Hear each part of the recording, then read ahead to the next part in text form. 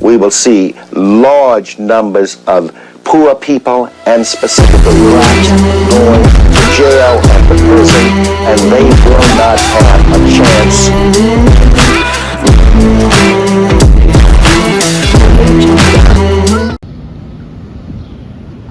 Here in the back alleys of Memphis, Tennessee,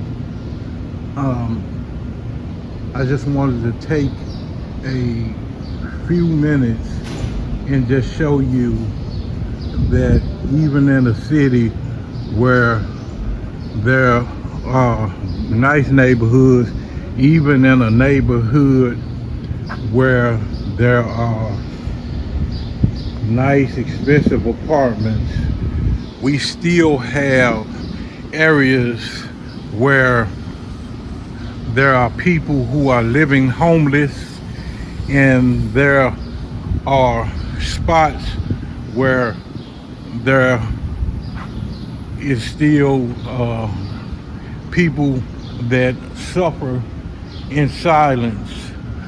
I actually came down here to find a guy that I often see to interview, and I ended up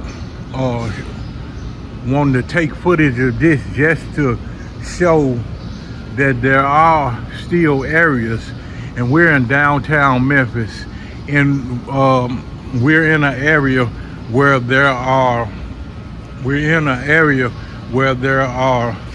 high-priced apartments. We're in an area where a lot of retail is. If you look at this is a high-priced apartment building. You look at this, these are expensive hotels. Well, not hotel, but expensive apartments and condominiums. But yet, right here in the alley is where I met one young man that I was actually looking for to try to interview. And I just met another guy by the name of Christopher. He calls himself Christopher George, which I chose not to interview at this present time. Not sure if he has mental issues or what going on, but he seems to, he says that he's a government operative. So if there are mental issues going on, I, of course, want to be safe and everything in doing that. But I did want to bring awareness to the fact that there are homeless people that are living amongst I guess businesses and expensive apartments where people are paying upwards of maybe $1,200-1,500 for a one bedroom, or maybe $8,000-9,000 for a two. Not sure the prices, but it's very expensive. And then they have some very prestigious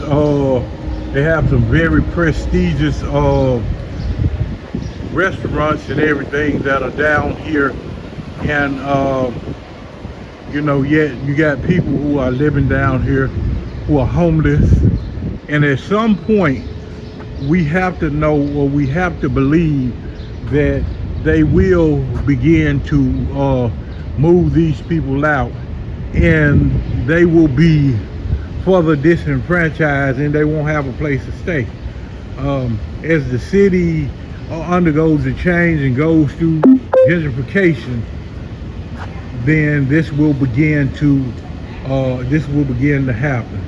So I'm gonna continue my quest to try to either find Daniel or find somebody to interview, and we'll go from there. Thanks.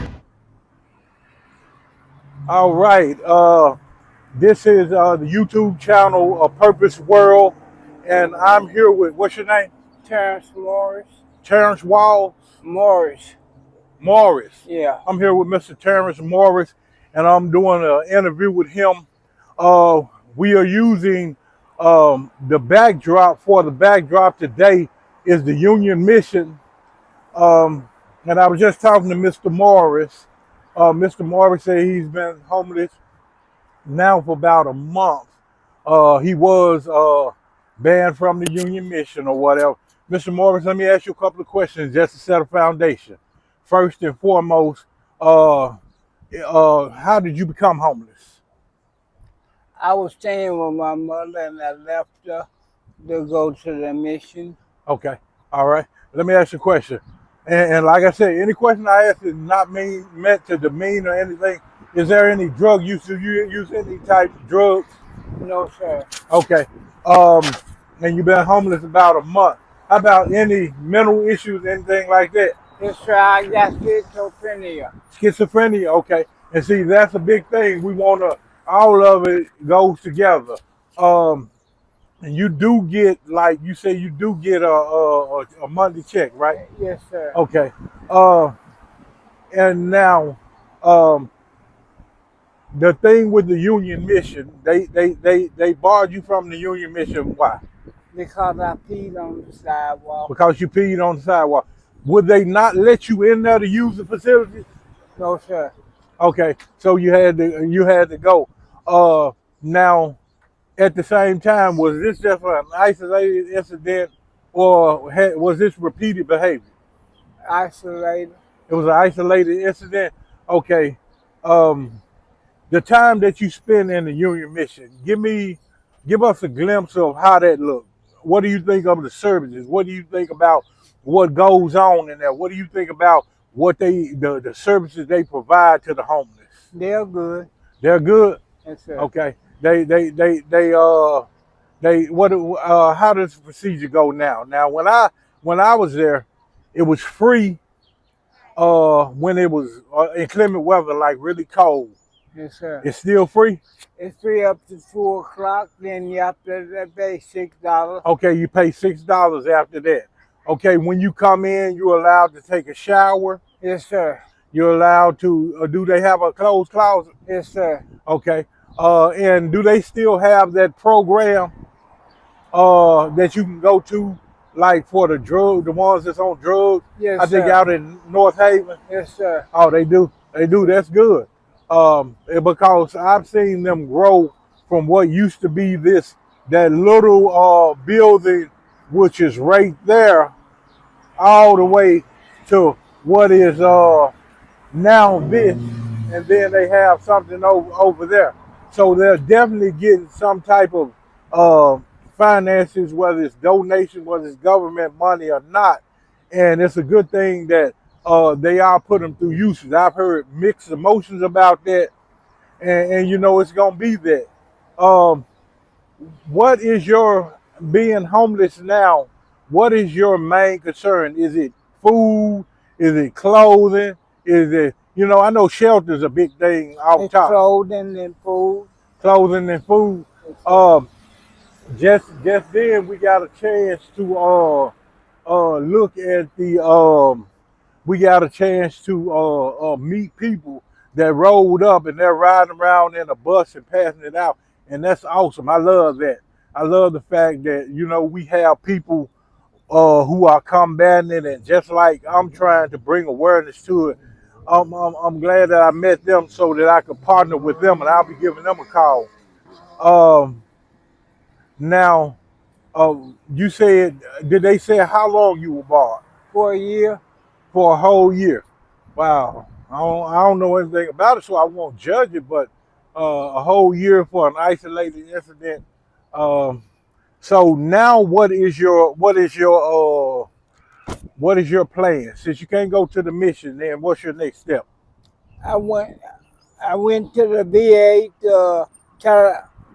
I went to the homeless department. They told me to come back Monday. Okay, you're a veteran also? Yes, sir. Awesome.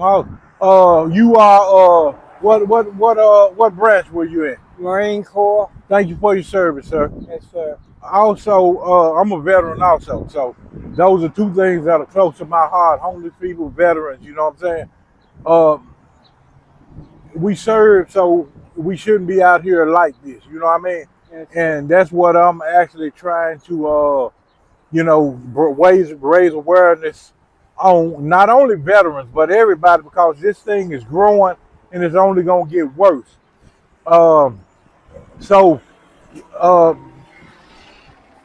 They told you to come back Monday.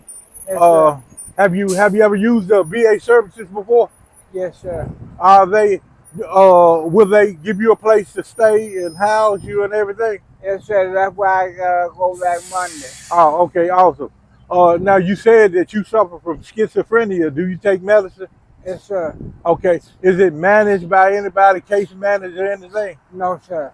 So it's strictly up to you to manage. Yes, sir. Okay. Do you have other people to help you? Do you have a support system? My mother, Your mother? How old is your mother? 86, Hold on, 1 minute. How old is she? 86. 86. Oh, okay. Wow. But you know, it don't matter how old the mother is, they gonna hang in with us.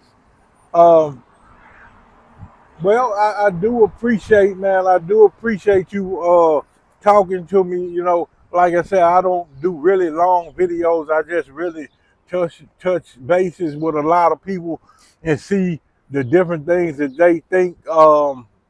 And how Union Mission, which is one of the biggest ones, then we got Calvary Missions and a couple of other places like the VA that provide service for the homeless and for veterans are doing. And you know, my next scope is going to be to, you know, partner with some of these people and see if we can do things, because it's being hot. It's getting hot. It's pretty hot today, right? Yes, sir. You know, that soda, I brought you a soda and I'll give you some so you can get some water, but you need to stay hydrated, man, you know, and you know, get you some food and things like that. Yes, sir. Right. And I'm gonna remember your name, and if I see you, there are a lot of places I know that give out clothes and everything. So that's basically what I'm doing now. My channel is pretty new, but I'm compiling places that feed, compiling places that offer food and things like that. And hopefully VA can get you somewhere where you're stable and you're not living on the street. I mean, or even if you do go back and live with your mama, they may be able to provide a service where somebody comes in and by all means, man, please take your medicine, because that will give you the foundation to be able to function normally. You know what I mean? Mm-hmm. So that's a big thing. And one more time, Mr. Morris, what's your first name? Terrence. Terrence. All right, it has been a pleasure to meet you, man. God bless you, man. You know, if I see you and I can do anything for you, man, then I will. I think I'm just, in the summer, I'm just going to buy a bunch of water, man, and just drive around and, you know, just pass water out to people. Any little thing I can do, man. Yes, sir. So my name is Calvin. Okay. If you see me, that truck, then you'll probably remember me. I work also, so I drive a little white work van. You might see me. Mm-hmm. But if I see you, and I'll remind you. All right. If there's anything I can do for you, I'll do it, okay?